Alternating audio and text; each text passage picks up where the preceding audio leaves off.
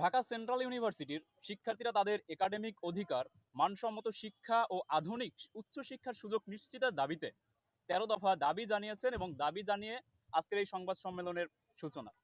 সরকারি ৭টি কলেজ নিয়ে গঠিত এই নতুন বিশ্ববিদ্যালয় একাডেমিক উৎকর্ষ, গবেষণা ও অন্তর্ভুক্তিমূলক পরিবেশ সৃষ্টির লক্ষ্যে শিক্ষার্থীরা এই বিশ্ববিদ্যালয় গঠনের জন্য আন্দোলন সংগ্রাম করেছিলেন। কিন্তু শিক্ষার্থীরা মনে করছেন শুধু নতুন ভর্তি যথেষ্ট নয়, নতুন বিশ্ববিদ্যালয় একটি যথেষ্ট নয়। বর্তমানে যারা অধ্যয়নরত তাদের ভবিষ্যতও নিশ্চিত করতে হবে। তাই আমরা আমাদের ১৩ দফা দাবি তুলে ধরছি। প্রথমত, ৭ কলেজের সমন্বয়ে নবগঠিত ঢাকা সেন্ট্রাল ইউনিভার্সিটির জন্য বিশ্ববিদ্যালয় উপযোগী শিক্ষকের ব্যবস্থা করতে হবে। একই সঙ্গে বিদ্যমান শিক্ষকদের প্রশিক্ষণ ও পেশাগত উন্নয়নের সুযোগ নিশ্চিত করতে হবে। দ্বিতীয়ত, ঢাকা সেন্ট্রাল ইউনিভার্সিটির আওতায় ইতিমধ্যে অধ্যয়নরত শিক্ষার্থীদের একাডেমিক অধিকার ও সুযোগ সুবিধা নিশ্চিত করতে হবে। গণস্বাক্ষর ও গণভোটের যে ফল ইতিমধ্যে আমাদের সামনে এসেছে তার প্রজ্ঞাপন আকারে আগামী ২৪ ঘন্টার মধ্যে প্রকাশ করতে হবে। ফল প্রকাশের পরবর্তী ২৪ ঘন্টার মধ্যে চলমান ব্যাচগুলোর অন্তর্ভুক্তির বিষয়ে কার্যকর সিদ্ধান্ত গ্রহণ ও প্রয়োজনীয় ব্যবস্থা গ্রহণ করতে হবে।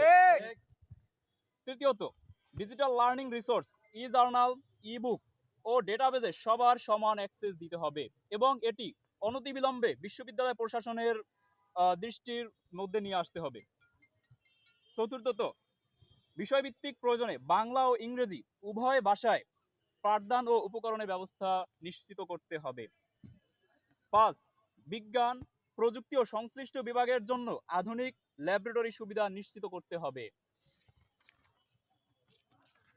৬, বিশ্ববিদ্যালয়ের আইন অনুযায়ী শিক্ষার্থীদের জন্য নিরাপদ, সাশ্রয়ী ও পর্যাপ্ত পরিবহন ব্যবস্থা চালু ও সম্প্রসারণ করতে হবে। অনতিবিলম্বে প্রত্যেকটি ক্যাম্পাসের জন্য ২টি করে বাস বরাদ্দ দিতে হবে। ৭, ঢাকার বাইরের ও আবাসহীন শিক্ষার্থীদের জন্য পর্যাপ্ত ও নিরাপদ আবাসন ব্যবস্থা চালু করতে হবে। ৮, গবেষণা বান্ধব পরিবেশ, অবকাঠামো ও শিক্ষক শিক্ষার্থীদের গবেষণায় অংশগ্রহণ বাড়াতে হবে এবং এ বিষয়ে প্রয়োজনীয় ব্যবস্থা অতি দ্রুত বিশ্ববিদ্যালয় প্রশাসনকে নিতে হবে। ৯, শিক্ষার্থী ও শিক্ষকদের গবেষণার জন্য নিয়মিত ও পর্যাপ্ত গবেষণা তহবিল চালু করতে হবে। ১০, বাস্তবসম্মত একাডেমিক ক্যালেন্ডার মেনে সময়মতো ক্লাস, পরীক্ষা, ফল প্রকাশ ও অন্যান্য কার্যক্রম সম্পন্ন করতে হবে। ১১, ধারাবাহিক মূল্যায়ন ও মানোন্নয়নে কার্যকর ডুয়াল এক্সামিনেশন সিস্টেম চালু ও পরীক্ষা কাঠামো স্পষ্ট করতে হবে।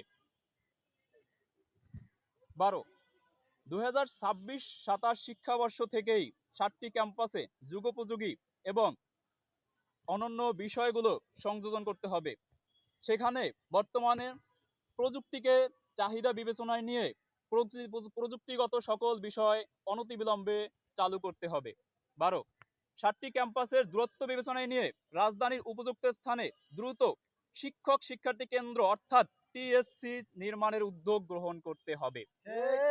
ক্যাম্পাসের পাশাপাশি টিএসসি কেন্দ্রিক খেলাধুলা, বিতর্ক, সাংস্কৃতিক কাজ, ক্লাব ও স্বেচ্ছাসেবী সংগঠন সহ নানা সহপাঠ্যক্রমিক কার্যক্রমের সুযোগ নিশ্চিত করতে হবে। আমরা মনে করি আধুনিক ও শিক্ষার্থী বান্ধব বিশ্ববিদ্যালয় গড়তে বর্তমান শিক্ষার্থীদের অধিকার ও সুযোগ নিশ্চিত করা জরুরি। আশা করি কর্তৃপক্ষ দ্রুত একটি কার্যকর পদক্ষেপ গ্রহণ করবেন। সবশেষে, সম্প্রতি আমাদের ঢাকা সেন্ট্রাল ইউনিভার্সিটির মাননীয় উপাচার্য অধ্যাপক ডক্টর নুরুল ইসলাম স্যারকে নিয়ে কিছু বিভ্রান্তি ছড়ানো হচ্ছে।